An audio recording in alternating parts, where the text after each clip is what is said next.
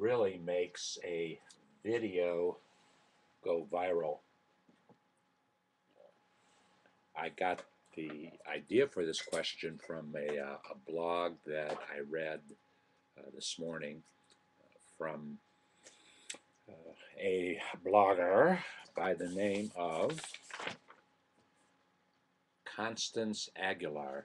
And Constance is social media strategist and account manager at Abbey Public Relations, where she oversees client strategy on both social media channels and through traditional media relations, as well as event producing. She wrote a great blog. I enjoyed it. Made me think about a couple things. She was attending a panel discussion at South by Southwest, where I wish I were today. For those of you who don't know about South by Southwest, it's a gathering. I think there's probably a couple 100,000 folks in Austin, Texas, all with interest in cinema, in music, cinema, video, music, and in technology. We had plans to go there this year, our community, but we're about 60 days behind. And so next year, 2013, March 2013, the small Biz David will take David's Barter community to Austin, Texas. However, back to Constance and the 4 points that she makes to determine, four things that need to happen for a video to go viral. And I guess that's the hope and dream of everybody that does something on YouTube, that it goes viral. Not necessarily myself, but point number one, have a plan. And the one sentence, my main takeaway from what she had to say, the most important thing about a video for a brand is the post-play interaction, what happens afterwards. And Google multi-channel funnel is a great way to understand this data. I should say too, she had gone to a panel discussion, viral is a dirty word, by Ogilvy, a large agency.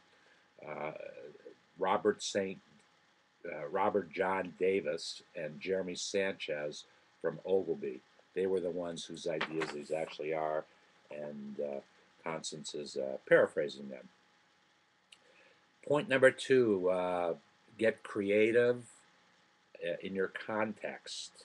My main sentence takeaway from her comments: one great way to figure out your ideal content combo is to base it on your long tail search engine optimization efforts, or for a more basic campaign, simply build a concept around your SEO phrases.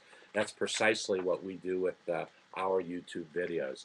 We are taking the technology that Google has, Google YouTube has provided a wonderful environment in which to work, and where 4 years ago, when I asked 749 questions about your small business, and the questions were actually left blank, not my answers, not my experiences. I wanted you, the small business owner, to take notes. What's important to you? And if it is important to you, what are your next steps? You need to call your CPA, your attorney, your marketing strategist, your banker, whomever. And now I am taking the questions of the day, the most important questions in the last 4 years, posting them on the bulletin board, our community bulletin board. That's where, when you log into the community, that's the page you're taken to every day. And then you can watch a video response to that questions. How publishing has changed. I earlier did a YouTube video on world book on Encyclopedia Britannica, which has been publishing for 244 years, and just recently made the decision they were not going to publish their encyclopedia anymore. Big announcement. There are 4,000 uh, copies, editions.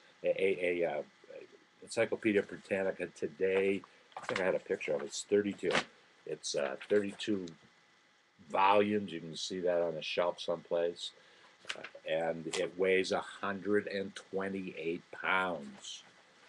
Well, there's a lot of resources and costs to manufacture that are going to be eliminated from Encyclopedia Britannica's operating expenses. As a matter of fact, the article that I shared says that only 1% of the revenue of the company comes from the encyclopedia itself. They realize that the online world is how people want to get their information. And so they finally said enough is enough. So if you have an opportunity as a collector's item and all the wonderful information, there's 4,000 sets of Britannica encyclopedias. Okay, know what you want to do. Number 3, don't forget about distribution and promotion. My main takeaway sentence, you have to remember to do more than just tagging and posting to your social networks. We tag all of our YouTube videos. We post all of our YouTube videos to our social networks. We tie that all together. We also inside of our community, we call them small business keywords. So when you see the keywords here, those are the words that we are using in the questions that we ask that are important concepts. That's how you will find information in the community, by using those keywords. In a community of 10,000 landing pages, that was the only thing that made sense on how you were going to find your way around the community. And it's important to tie all that together. We even take it one step further.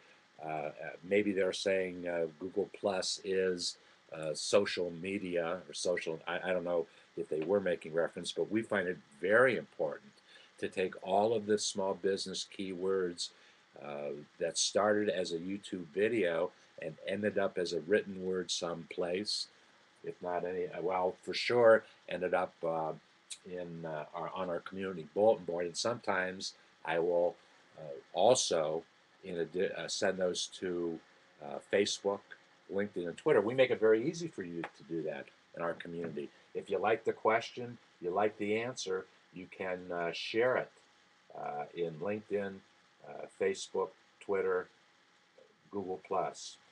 That's not new technology. We all have seen the share button. We see the share button 50 times a day, but now here is a very easy, practical method, because that question means something to a friend, whomever. It might be a client of yours that you want to say, well, here it is, or I don't agree with everything Small Biz David is saying, and here's my points to it. So it's a great tool of technology. And it falls into 3 kinds of media you can use. It can be paid, it can be earned, it can be owned. We actually are in the owning stage only right now. We are looking at the earned and paid stages, exploring those right now. There is a YouTube partnership, affiliate partnership, and because I have done over 100 YouTubes, I now qualify. Anybody can do it, but they are particularly interested in the fact that there is new content coming that frequently. And so we're looking to see if that makes any sense to us to go that route. The challenge, well, we don't have a big problem with the advertising being in our at our YouTube channel only, but the fact that we embed YouTube players on virtually every landing page that we have in the community, uh, it's very conceivable that we might have 10,000 YouTube players in the not too distant future. I don't want advertising. I don't want YouTube advertising to get in the way of our individual landing pages. So that's the things that we're pursuing. We will share that information with you once we get more information. Measure point number 4: measure what matters. It's the business metrics. It doesn't matter how many people like it, uh, share it, which those are all good things. Liking and sharing are all good things, but if the purpose of your media is to get, there's some type of call to action. You want somebody to buy something. You want somebody to react to a cause of something. There's a cause to action within your video. Then you have to say, okay, that video did that. Did it produce the desired business result? Whatever that might be. It might be amount of product sold that you measure. It might be leads, exposures. Those are the 4 points. And if I might interject my own summary to those 4 points, things become viral. Videos become viral because the content of that video brings value to the viewer's life. That value may come in the way of entertainment, and we know that there's a lot of entertainment going on YouTube, or it might come in the form of information, the sharing of information, as we do at the David's Barter community. But it still must bring value, and when it does, it will go viral.